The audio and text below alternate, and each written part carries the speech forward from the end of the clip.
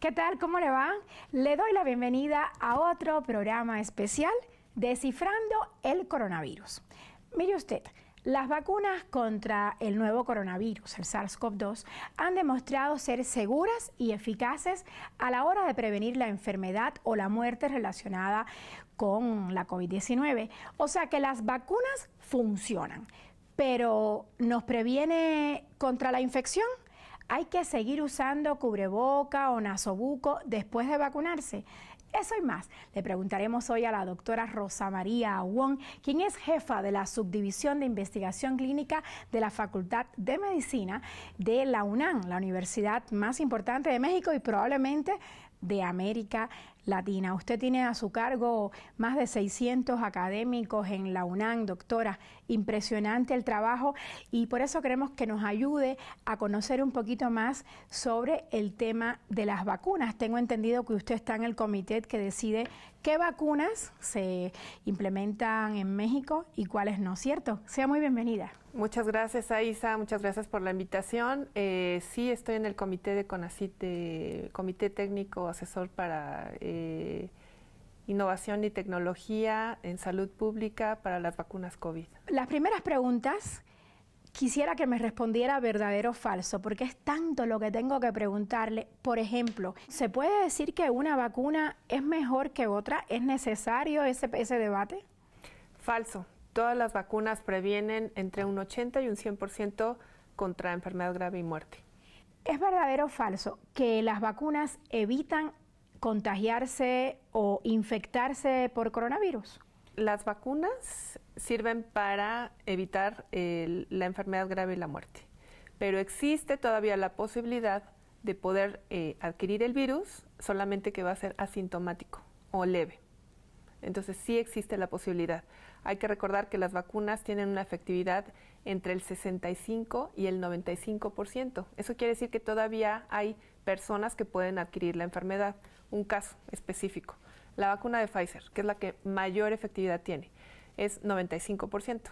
En el grupo que se puso la vacuna, 8 personas tuvieron coronavirus, COVID-19. Aquí en México. En todo el mundo, ¿no? Porque hicieron estudios en varios países, en 6 países diferentes. Entonces, 8 personas tuvieron la enfermedad contra 162 que no tuvieron la enfermedad. ¿Eso qué quiere decir? Aunque tengan la vacuna, se pueden infectar por el SARS-CoV-2.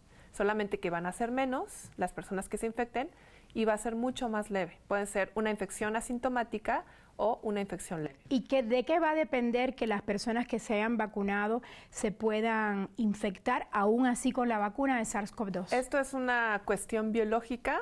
Hay una diversidad en la respuesta inmunológica de cada persona, ¿no? Entonces tiene que ver pues con la generación de anticuerpos, el momento que se están poniendo la vacuna, cuánto tiempo después de que se pusieron la vacuna se infectaron. Hay personas que se ponen una sola vacuna y sí tienen una protección parcial. En los estudios, por ejemplo, el de Pfizer, con una sola vacuna tenemos 50% de protección, ¿sí? 50% de eficacia vacunal. Con una segunda dosis hasta 14 días después es cuando alcanzamos este 95%. Entonces, al principio no tenemos una cobertura total, el nivel de anticuerpos no es tan alto, por eso necesitamos una segunda dosis 21 a 28 días después, dependiendo de la vacuna. ¿Sí reduce los riesgos de infección? ¿En qué medida? Por supuesto, cada vacuna disminuye el riesgo dependiendo de los efectos que tengan poblacionales y lo que se ha estudiado en las fases 3. Por ejemplo, las vacunas de RNA mensajero están entre el 94 y 95%. Las vacunas de vectores virales, esos están, algunos dicen 80%, si las que son de una dosis van entre el 65% hasta el 80%, las que son de 2 dosis van entre pues un 60% también hasta un 91%, como la vacuna rusa. Y las vacunas que son de virus atenuados o virus muertos, estas refieren un 78-85%. Entonces, ¿de qué va a depender? De la respuesta de la persona, de la respuesta inmune, de la susceptibilidad individual y del tipo de vacuna que se utiliza. Doctora, ya que mencionó esto, ¿nos pudiera profundizar más de qué están hechas las distintas vacunas que están en el mundo? Claro que sí, con mucho gusto. Hay varias plataformas vacunales. Existen, por ejemplo, estas vacunas de RNA mensajero. ¿Qué es el RNA? Cuando llega una célula y se quiere, bueno, por ejemplo, un virus, normalmente llega a la célula, se mete, ahí entra al citoplasma, que es la parte como, pues, donde está todos los organelos de la célula, se reproduce. ¿Y cómo se reproduce? Hay algo que se llama RNA mensajero. Este RNA mensajero se pega a unos organelos que se llaman ribosomas. Los ribosomas producen proteínas, ¿sí? Entonces, lo que hacen en este caso no es inyectar el virus completo, sino solamente la información para que se produzca la proteína S del virus SARS-CoV-2. Entonces, esas son las vacunas de RNA mensajero. Otras son las vacunas de adenovirus, ¿sí? De vectores virales.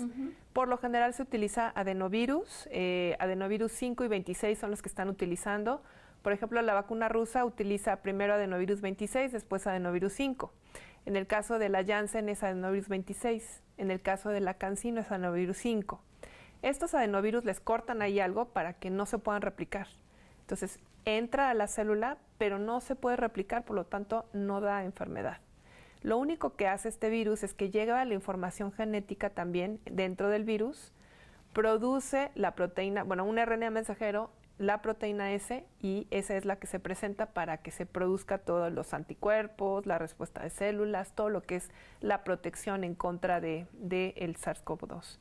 La proteína S es la parte externa del virus por el cual se pega a la célula para entrar.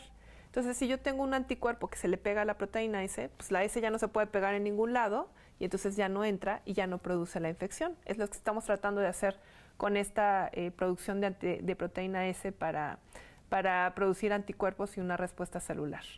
Y por otro lado tenemos las vacunas proteicas. Esto es, se produce solamente la proteína S por ingeniería genética, por ingeniería recombinante o de diferentes formas, ¿no? Entonces, esta proteína solita se inyecta y entonces yo produzco anticuerpos y células en contra de la proteína.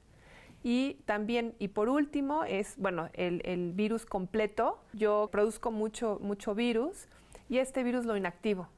Entonces, el virus no se puede replicar, no puede producir enfermedad, pero sí tiene todas sus partes completas, entonces se producen anticuerpos y células en contra de ese virus. En base a eso, usted nos decía que no se puede decir si una vacuna es mejor que otra.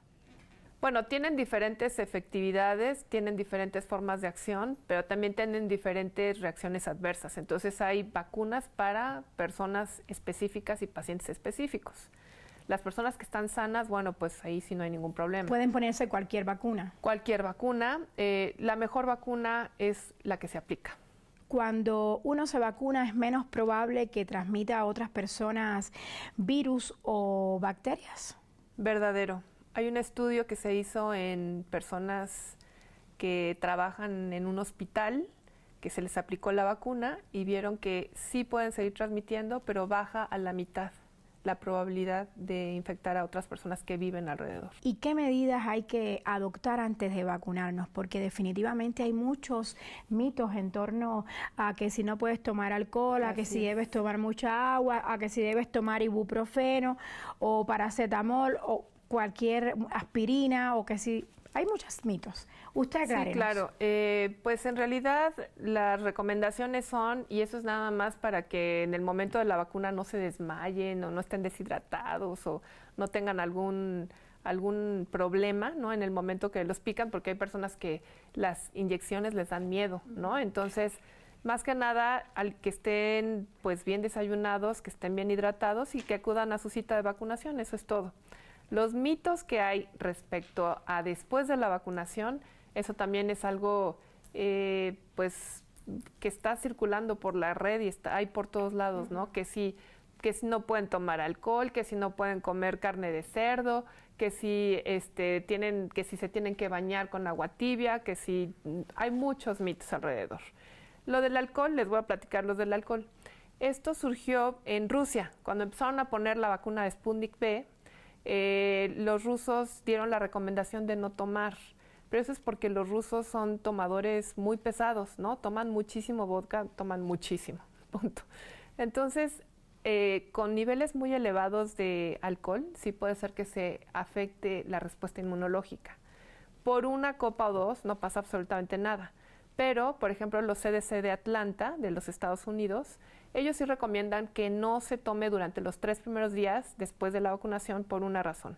Si tenemos efectos adversos, que puede ser dolor de cabeza, mareo, náusea, vómito, fiebre, dolor en el sitio de la inyección, no los vamos a sentir ni vamos a saber si es por el alcohol o si es por la vacuna. Entonces, más que nada es por esa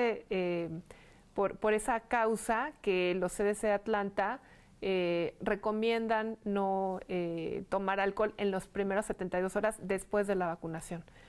Si toman muchísimo, pues sí puede haber algún efecto en la respuesta inmunológica, pero una copa... ¿Antes y después? Después no pasa nada. ¿Antes? Tampoco pasa nada. Doctora Awon, ¿en qué brazo uno se debe vacunar? Yo tengo entendido que las personas que tienen problemas con el corazón no deben vacunarse en el brazo izquierdo como prevención. ¿Usted qué recomienda? Pues yo recomiendo que cualquier vacuna se ponga en el brazo que no se utiliza, porque sí duele el brazo. A las 6 horas empiezan los dolores, ¿verdad? Sí, la gran mayoría de las vacunas, yo creo que la menos reactogénica es la de Sinovac, pero todas las demás, incluso, por ejemplo, las de RNA mensajero, hasta 80% dan algún tipo de reacción adversa y casi todos es dolor en el sitio de la inyección o dolor de brazo. Entonces, si nosotros somos diestros, pues entonces lo ideal es que sea en el izquierdo. Si somos zurdos, pues lo ideal es que sea en el derecho. Ahora, esto del dolor en el brazo, pues sí se podría pues enmascarar con un infarto, ¿no? Los signos y síntomas de un infarto al miocardio es dolor en el pecho que se irradia al brazo izquierdo, ¿sí? Entonces, probablemente por esa razón dirían eso, pero si es una persona sana, que no tiene ningún problema, etcétera, podría ser sin problema en el brazo izquierdo. Y a las personas que son muy alérgicas y les toca vacunarse con una vacuna de RNA mensajero, ¿usted recomienda, por ejemplo, tomar antihistamínicos antes o después de la vacunación?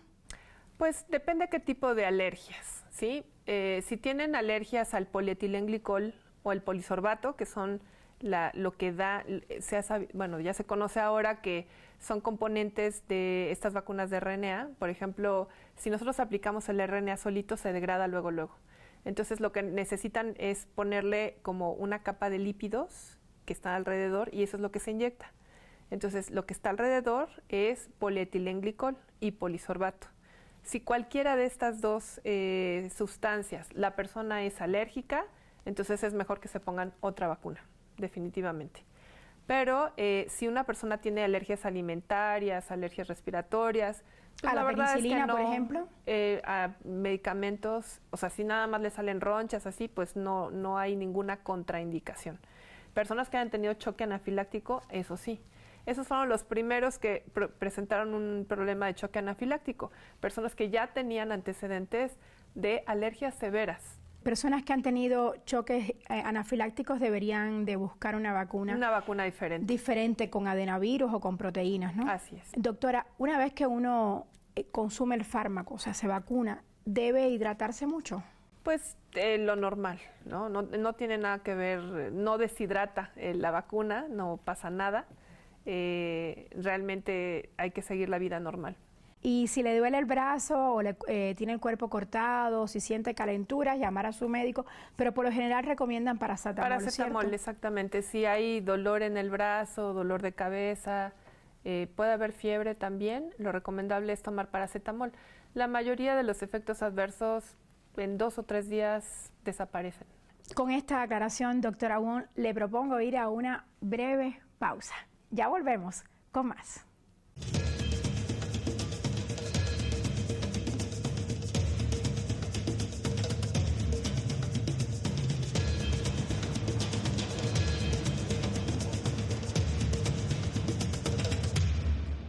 Regresamos. Estamos hablando con la doctora Rosa María Wong, una eminencia en el tema de las vacunas a nivel mundial. Ella es la jefa de la subdivisión de investigación clínica de la Facultad de Medicina de la UNAM. Doctora, hay una pregunta que nos hace un usuario de la red @TelesurTV y nos pregunta: si usted está incubando la enfermedad, o sea, la COVID-19, no lo sabe porque apenas la está incubando y se vacuna, ¿qué consecuencias tendría esto para usted? Bueno, en muchas personas, a pesar de que se pongan la vacuna, van a desarrollar la enfermedad. Y dependiendo de cuáles sean sus comorbilidades, cuál sea su estado inmunológico y qué tanta carga de virus haya tenido, pues es lo que va a desarrollar. Entonces, lo que se sabe es en un 80% puede ser leve, en un 20% puede ser moderado grave y 5% crítico. Quiere decir que si está incubando la enfermedad, aún así se puede vacunar. No le va a servir la vacuna, es lo que estoy diciendo. O sea, la persona que está incubando la enfermedad, a pesar de que se vacune, pues va a producir anticuerpos y todo, pero también va a producir anticuerpos por la enfermedad. Y el hecho de tener el virus, pues hay que recordar nuevamente, si ponemos la vacuna, el efecto protector se alcanza hasta 14 días después de la segunda vacuna. Y también ha pasado que mucha gente se pone una primera vacuna y se enferma, pero lo que pasa con esas personas es que no les da grave o les da menos grave. Ya con la primera dosis. Con una primera dosis. Por eso es importante saber pues qué porcentaje de la población ya tenemos por lo menos una dosis o 2 dosis completas, ¿no? Y después que le dio la COVID, ¿cuántos días hay que esperar para vacunarse? Dependiendo de qué tipo de cuadro haya tenido. Por ejemplo, si es un cuadro leve, en 14 días después se pueden vacunar sin problema. Si es un cuadro grave y si recibieron anticuerpos monoclonales como tratamiento, o si recibieron plasma, o si recibieron gammaglobulina, ahí son 90 días de esperar para poderse aplicar la vacuna. ¿Se recomienda hacerse una prueba COVID de antígenos o PCR antes de vacunarse? No, no se recomienda. No se recomienda porque, pues, en teoría, la mayoría de la gente sí. O sea, algo que sí preguntan cuando vacunan es si han tenido fiebre, si están en contacto con COVID, si tienen enfermedad en ese momento. Entonces, las personas asintomáticas, pues, no se van a dar cuenta. Pero no pasa nada si se pone la vacuna. El problema es si alguien tiene la enfermedad, sí tienen que diferir la vacunación. Si tiene fiebre, tos o algunos de los síntomas de la COVID, es preferible no vacunarse. Así es. Entonces, por lo que le entendí, uno se puede enfermar tras haberse puesto la primera dosis e incluso la segunda dosis. Así es. Hay un tema al cual usted se refería al inicio y es el de las nuevas cepas de este SARS-CoV-2. ¿Pierden eficacia las vacunas que existen hoy por hoy contra la COVID-19 frente a estas nuevas variantes de SARS-CoV-2? Bueno, hay diferentes tipos de variantes, pero por ejemplo la variante inglesa lo que se sabe es que es mucho más transmisible, hasta 60%, o sea, se transmite mucho más fácilmente. La variante brasileña también se sabe que escapa anticuerpos previos, o sea, personas que ya tuvieron la enfermedad se pueden volver a infectar entre un 30 y un 60%. Y la variante sudafricana, esa es la que sí sabemos que escapa a los anticuerpos de las vacunas, porque justo cuando estaban haciendo los ensayos clínicos de AstraZeneca, de Janssen, de Novavax, empezó a circular esa variante sudafricana. Y lo que vieron es que, por ejemplo, la de Novavax, que es proteína S, es otro tipo de una plataforma que todavía no se aplica, pero es una de las vacunas de proteínas que va más adelantada. Vieron que bajaba de 89% que había sido la eficacia vacunal en Inglaterra, bajaba a 50% con la sudafricana. Y la vacuna de AstraZeneca, que normalmente es pues muy alta, también bajaba mucho su eficacia vacunal. Y lo mismo vieron con la de Janssen, ¿no? De 78 en Estados Unidos, 65 en otro lado. Aquí bajaba a 57%, pero seguía siendo efectiva. Que es lo importante. Así o sea, es. Sí pueden bajar. Y sobre todo evitaban casos graves y muerte, aún con la sudafricana. Aún que es la más fuerte, ¿no?, de las variantes. Doctora, un usuario de la red @Telesur English nos pregunta, después del descubrimiento de efectos secundarios muy inusuales, por cierto, como usted lo decía antes, tras la administración de algunas de estas vacunas, son muchos los que han desarrollado miedo hacia estos medicamentos que salvan vidas. ¿Usted qué opina? ¿Qué le diría a esas personas que tienen miedo a vacunarse? Bueno, yo les diría que son efectos adversos que sí pueden ser serios, pero que son sumamente raros. Por ejemplo, estas alergias severas que se observan con la vacuna de Pfizer es 4 en 1.000.000. Con Moderna son 2 en 1.000.000. En el caso de coágulos cerebrales, que sí puede darse con la vacuna de AstraZeneca y Johnson, la vacuna de Johnson es 1 en 1.000.000. Y la vacuna de AstraZeneca son 4 casos en 1.000.000 de personas. Sobre todo en de mujeres. Personas vacunadas. Y sobre todo esto de los coágulos lo han visto en personas de mujeres menores de 60 años, más bien de mediana edad, entre 40 y 60 años, que es en las que se ha presentado. Y al parecer hay cierta predisposición genética, ¿no?, para esto. Y es un problema inmunológico. El BIPIP, ¿hay que tenerle miedo al BIPIP, a estos trombos que aparecen con esta vacunación, o hay que tenerle más miedo a la COVID-19? Bueno, pues la probabilidad de trombosis con la COVID-19 es 16%. 16 de cada 100 tienen trombos, ¿sí? Que pueden ser trombos pulmonares, trombos cerebrales, trombos en cualquier otro lugar. La posibilidad de un trombo por uso de anticonceptivos orales, pues también es mucho más alta que el aplicar la vacuna. Entonces, se ha evaluado por muchas agencias regulatorias, entre ellas la Agencia de Medicinas Europea, la FDA de Estados Unidos, y pues justo pararon la aplicación de las vacunas cuando detectaron estos efectos adversos raros, pero las volvieron a aplicar en el momento que vieron que es mayor el beneficio que el riesgo. Y sobre todo que ahorita ya se sabe cuál puede ser el posible mecanismo de estos coágulos, entonces ya se sabe cómo tratarse, entonces se puede dar el tratamiento y sale adelante la persona. Nada más hay que estar conscientes de que eso puede pasar. ¿Cuál es la relación entre coronavirus y trombosis? Al parecer, el coronavirus también entra en algo que se llama el endotelio, que es como la capita de células que está en los vasos. Entonces, pues hay muchas teorías y han salido muchos reportes sobre esta proteína S, que si se mete y que si produce algún tipo de trombo. Y bueno, pues tiene el receptor, estas células endoteliales para el virus. Si alguien adquiere el coronavirus, entonces entra a muchas partes del organismo, no nada más a los pulmones o a las vías respiratorias. Se puede pegar también a las células del corazón, del cerebro, de los riñones y sobre todo del endotelio vascular, y eso es lo que causa a veces inflamación y trombos. Los niños, doctora. Se sabe hoy por hoy que los niños también se contagian, también se enferman y que además transmiten el virus. ¿Cuándo será el momento de vacunarlos? ¿Qué sabe usted de estas Afortunadamente, vacunas? Isa, los niños son los que menos se afectan, ¿sí? Un estudio que hicimos aquí en México con las bases de datos nacionales, encontramos que de todos los casos reportados, los niños menores de 18 años corresponde al 2.8% en todo el país. Entonces es muy poquito el número de casos en niños.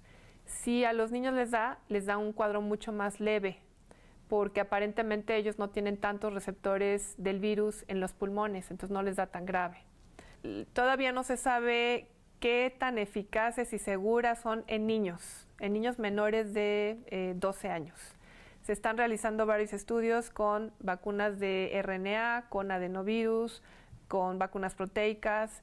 En niños hasta menos de 6 meses incluso los estudios que se están planeando y que se están realizando, pero todavía no tenemos los resultados de ellos. La única vacuna que sí se está aplicando desde los 12 años actualmente en Estados Unidos es la Pfizer. ¿Quiénes no deben vacunarse? Quienes no deben de vacunarse, pues todos deben de vacunarse. ¿Y las embarazadas, doctora? Las embarazadas tienen un riesgo mayor de fallecer, eso es lo que se ha visto en esta pandemia, por lo tanto, es una indicación ya y una recomendación por varias agencias regulatorias y asociaciones médicas de ginecología y obstetricia. ¿Se deben vacunar inmediatamente? En el momento que sepan que están embarazadas, se deben de vacunar. Excelente. ¿Y las personas con cáncer o alguna enfermedad autoinmune también se pueden vacunar? Bueno, en ese caso, grupos especiales, todavía no tenemos resultados y estudios que nos digan cuál es la efectividad. Lo que puede pasar con estos pacientes es, por ejemplo, alguien que le ponen la quimioterapia, lo que hace es que baja la inmunidad. Algún paciente reumatológico que recibe un medicamento, puede ser que le baje la inmunidad. Lo que puede pasar con estas personas es que no produzcan un nivel de anticuerpos igual que el resto de la gente. Pero en estos casos tienen que platicarlo con su médico para que les digan en qué momento sería lo ideal de aplicar la vacuna. Doctora, según su experiencia, lo que usted estudia de este proceso de vacunación a nivel mundial, ¿ha funcionado la vacunación para disminuir los índices de contagios activos, de hospitalización y de muertes? En los países que tienen mayor porcentaje de vacunación, que ahorita están entre el 50 y el 60% de toda su población, cuando llevaban un 25% de la población vacunada y empezando por los mayores de 60 años, se observó una disminución en el riesgo, o más bien una disminución en las hospitalizaciones entre un 60 y un 80%, una disminución en las muertes mayores de 60 años entre un 60 y un 80% también. Entonces, sí salva vidas, sí tiene un efecto importante. Y bueno, vean ustedes en México. Un ejemplo muy importante es este modelo matemático que hizo el Grupo Técnico Asesor de la Secretaría de Salud, que con 25 millones de vacunas, a pesar de tener obesos, hipertensos, diabéticos, disminuye la mortalidad en 80%, el número de casos 40%. Vacunando a tan solo 25 millones de mexicanos. Definitivamente las vacunas funcionan, doctora. Gracias por estar hoy con nosotros, doctora Wong. Y bueno, ya lo ha dicho ella, poco a poco se aprecian los efectos de la vacunación en los países a donde ha llegado la vacuna o los que la producen. Ojalá que el mecanismo COVAX funcione mejor y haya una distribución más equitativa de las vacunas a nivel mundial y también en nuestra América Latina. Con eso nos despedimos. Nos vemos en 7 días. Hasta la próxima.